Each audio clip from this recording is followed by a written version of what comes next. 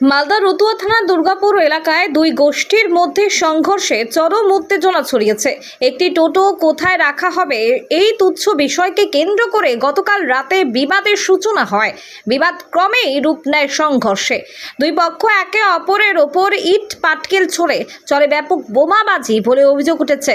সংঘর্ষের ফলে একের পর এক দোকান ও বাড়ি গাড়িতে ভাঙচুর চালানো হয়। ঘটনার পর রাতেই বিশাল পুলিশ বাহিনী ঘটনাস্থলে পৌঁছে পরিস্থিতি নিয়ন্ত্রণে আনে। বর্তমানে এলাকা জুড়ে থমথমে পরিবেশ বিরাজ করছে।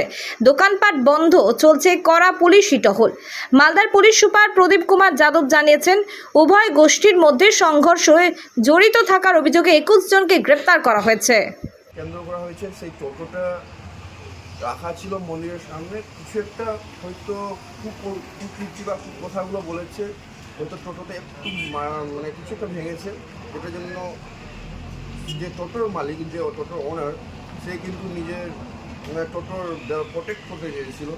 সেই নিয়েই কিন্তু তারা একটু হয়তো বাঁশ লাঠি বা এদিক থেকে বাঁশ লাঠি উঠানো হয়েছে, যেটাকে সাম্প্রদায়িক দাঙ্গা বলা হচ্ছে। আমার মতো হচ্ছে এটা সাম্প্রদায়িক দাঙ্গা নয়, এটা হচ্ছে প্রচার। এবার যেটা হচ্ছে, এইটাকে নিয়ে হিন্দু মুসলিম যাতে একত্রিত হয়ে বসে আলোচনা করে প্রশাসন ভালো করে বুঝিয়ে যদি আমাদেরকে শান্তশিষ্ট করতে পারে বা শান্তশিষ্ট করা যায়, এর থেকে আর ভালো জিনিস কিছু না। আমি এটাই বার্তা দিয়ে দিতে চাই, হিন্দু মুসলিম এক আছেন, এক থাকবেন। আমাদের পরিচয় হচ্ছে ভারতীয়। সেই ভারতবর্ষে আমরা বাস করি, আর আমাদের পরিচয় যেটা আছে সেই পরিচিতটাকে যাতে উল্লঙ্ঘন না করা হয়, আমাদেরকে একত্রিতভাবে থাকতে হবে। বাইরের দেশগুলো যাতে আমাদের ওপর আক্রমণ না করে একত্রিতভাবে ভাই ভাই থাকে। আমার কিছু ইট বর্ষণ করা হয়েছে বা পাথর টাথর বর্ষণ করা হয়েছে, দুদিক থেকেই পড়েছে, ভাঙচুর হয়েছে, দু পক্ষই ভাঙচুর হয়েছে, এই পক্ষ ভাঙচুর হয়েছে, ওই পক্ষ ভাঙচুর হয়েছে। আতঙ্ক রয়েছে এই ঘটনার পর? আতঙ্ক বলতে এখন তো আমাদের পুলিশ বাহিনী, আমাদের রতুয়া থানা বা মালদা ডিস্ট্রিক্টের পুলিশ বাহিনী আছেন, তারা প্রোটেক্ট করছেন, এটুকু বিশ্বাস আছে। আইনের দিক থেকে আমাদের খুব সুন্দর প্রোটেক্ট চলছে, কিন্তু যেগুলো ভাঙচুর হয়েছে সেগুলো হওয়া উচিত ছিল না। এলাকায় শান্তি ফিরে আসুক, এটা কামনা করেন? অবশ্যই অবশ্যই, কখনো চাইবো না যে আমাদের এলাকায় অশান্তি থাকুক, অবশ্যই শান্তি কামনা করি আমি। আপনার তৌসিফ হয়ে যান। আমি অনিমেষ সাহা, আমার বাড়ি দুর্গাপুর, পেশায় একজন ব্যবসায়ী আমি। তো রাত্রি 9টা নাগাদ, 9টা থেকে 9:15 নাগাদ আমি বাড়ি গেলাম। বাড়িতে আমি খাবার খাচ্ছিলাম আর কি। সেই টাইমে দেখি অনেক জোরে জোরে এলোপাথারি মানে ইট পাটকেলের ছোড়ার আওয়াজ আসে। তো একটু বাইরে না হতে হতেই দেখলাম যে আমার বাড়িতেই ছড়া হচ্ছে। কখনো কাঁচের আওয়াজ, কখনো গাড়ির কাঁচের আওয়াজ, এরকম আছে। অটোমেটিক আমি ভয় পেয়ে গেলাম যে না কী ব্যাপারটা।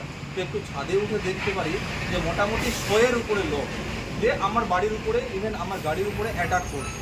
যে কী জন্য বা কী কারণবশত কী ঝামেলা হয়েছে আমি কোনো কিছুই জানি না, যে কেন করছে আমার উপরে, যে কোনো দোষ করেছি বা কোনো কিছু। হ্যাঁ, কোনো ঝামেলা হয়েছে শুনেছিলাম বা কিন্তু আমি তো যোগদানও করতে যাই না।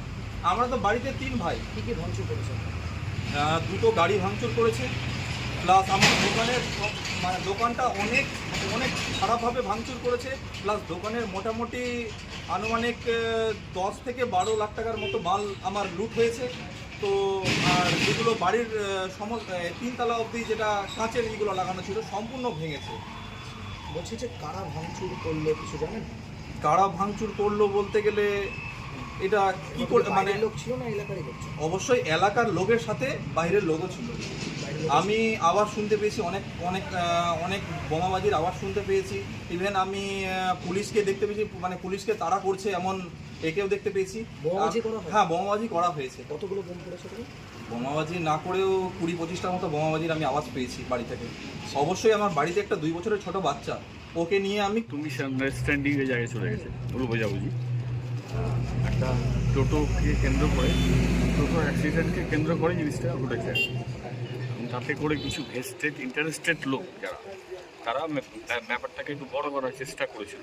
কিন্তু এখানে যারা বাস করে, হিন্দু মুসলিম সবাই একসাথে পারস্পরিকভাবে মানে একবার ভ্রাতৃত্ব বোধ নিয়ে দীর্ঘদিন ধরে বাস করে আসছে, কোনো ঝামেলা নেই। কিন্তু কালকে একটু মিসআন্ডারস্ট্যান্ডিং হয়ে গেছিলো, তাতে করে আমরা সবাই এসেছিলাম, যারা আমরা রাজনীতি করি বা সমাজনীতি করি তারা এসেছিলাম, তারা গভীর রাত পর্যন্ত ছিলাম, সবাইকে বুঝিয়েছি, সবাই বুঝেছে ব্যাপারটা।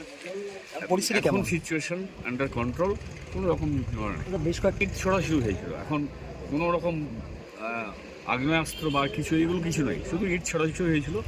ইট ছোড়াছুড়ির মাধ্যমে কাজটা ভেঙেছে। আচ্ছা, আমরা বলেছি যে যেগুলো বাড়িঘর ভাঙা হয়েছে ভুল বুঝাবুঝিতে, সেই বাড়িঘর যাতে আবার রিপেয়ারিং করা যায় সেটা দেখছি আমরা। এই ধরনের ব্যবস্থা করা হবে। আচ্ছা, এখন এখন আন্ডার কন্ট্রোল, কোনো রকম আর কোনো রকম সম্ভাবনা নেই। আমরা আছি সবাই এখানে হোল্ডে। আমাদের এমএলএ আছেন, আমাদের সমর মুখার্জি এমএলএ। সিসিটিভি দেখলাম বসেছে দাদা, সিসিটিভি বসেছে দেখলাম। সিসিটিভি বসে সেই কারণেই এটা এনএইচ এর জন্য এখানে হয়তো রাত দিন গাড়ি চলে বা আর কিছু হয়, ক্রাইম যাতে না হয় সেই জন্য সিসিটিভিটা বসানো, ভায়োলেন্সের জন্য নয়। Thank you.